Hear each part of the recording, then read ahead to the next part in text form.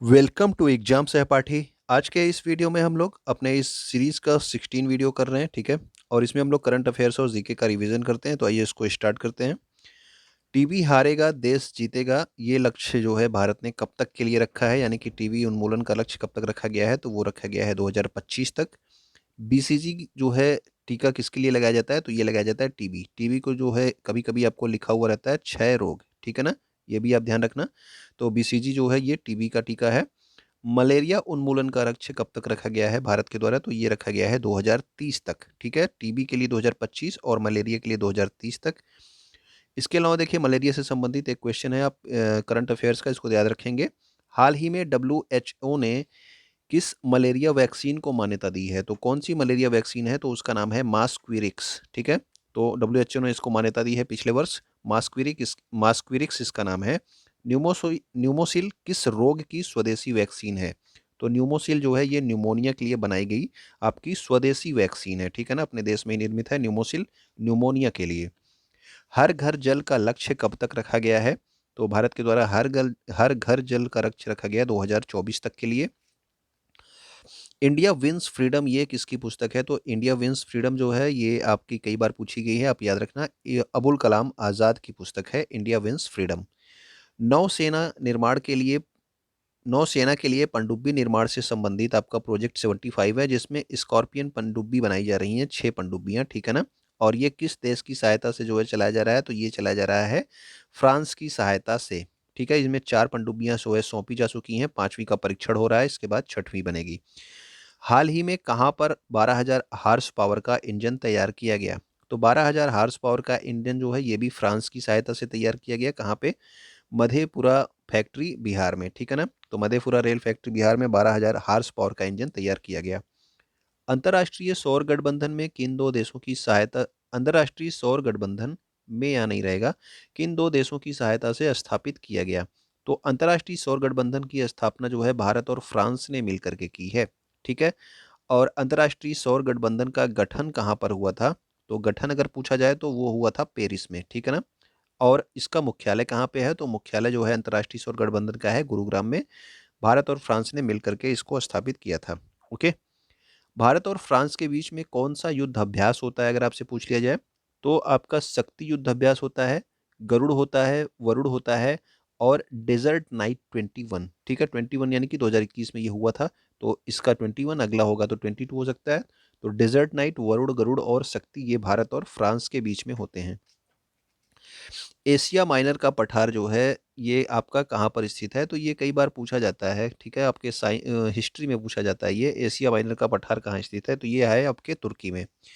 विश्व की सर्वाधिक लवणता वाली झील अगर आपसे पूछ ली जाए तो कौन सी होगी, वान झील तुर्की, ठीक है, सबसे अधिक लवणता वाली झील।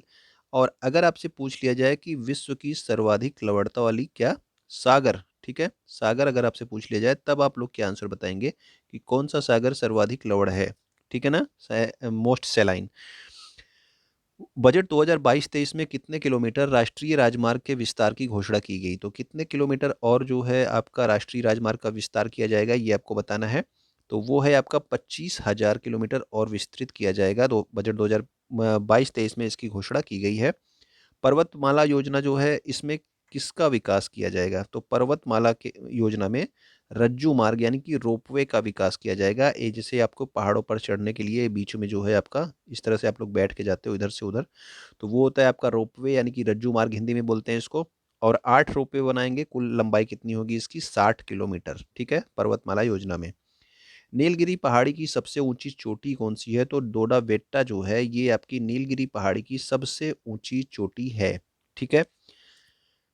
पश्चिमी घाट और पूर्वी घाट के मिलन स्थल पर क्या स्थित है, तो वहां पर स्थित है नीलगिरी पहाड़ियां। तो नीलगिरी पहाड़ियां कहाँ पर स्थित हैं, पश्चिमी घाट और पूर्वी घाट के मिलन स्थल पर, यानी कि जहाँ पे आपका पश्चिमी घाट और पूर्वी घाट आपके मिलते हैं, यहाँ पे क्या है, आपका नीलगिरी की पहाड़ियां स्थित हैं। अन्नामलाई और कार्डमम पहाड़ियों के बीच में कौन सा दर्रा है, तो अन्नामलाई और कार्डमम पहाड़ियों के बीच में आपका सेनकोट्टा दर्रा होता है, ठीक है ना, केरल में, ठीक। अन्नामलाई और कार्डमम के बीच में कौन सा दर्रा, सेनकोट्टा दर्रा। केसरे हिंद हाल ही में किस राज्य की राजकीय तितली घोषित की गई है, तो राजकीय तितली कौन सी घोषित की गई है, केसरे हिंद इसका नाम रखा गया है। और ये किस राज्य की राजकीय तितली है, तो ये है अरुणाचल प्रदेश की राजकीय तितली। ओके।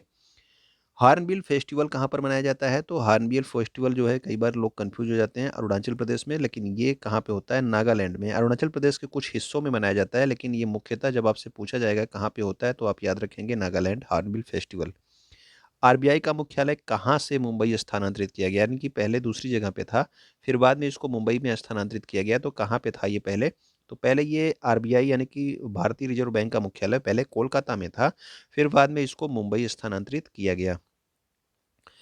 एशिया का सबसे पुराना स्टॉक एक्सचेंज कौन-सा है? तो एशिया का सबसे पुराना स्टॉक एक्सचेंज जो है, वो है आपका बॉम्बे स्टॉक एक्सचेंज और इसकी स्थापना कब हुई थी? तो 1875 ईस्वी में, ठीक है?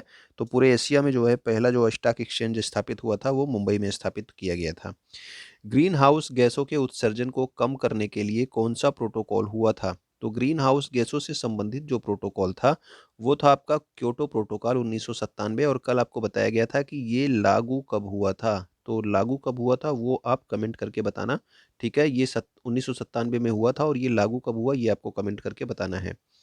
जलवायु परिवर्तन सम्मेलन कोप 1 का आयोजन कहाँ पर किया गया था? तो कोप 1 का आयोजन आपसे पूछा जा रहा है कहाँ पर किया गया था? तो ये हुआ था आपका बर्लिन, जर्मनी में, ठीक है ना? बर्लिन, जर्मनी में सबसे पहले जो है आपका कोप 1 का आयोजन किया गया था।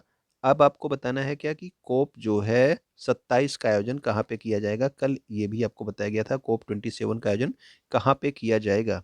ओके।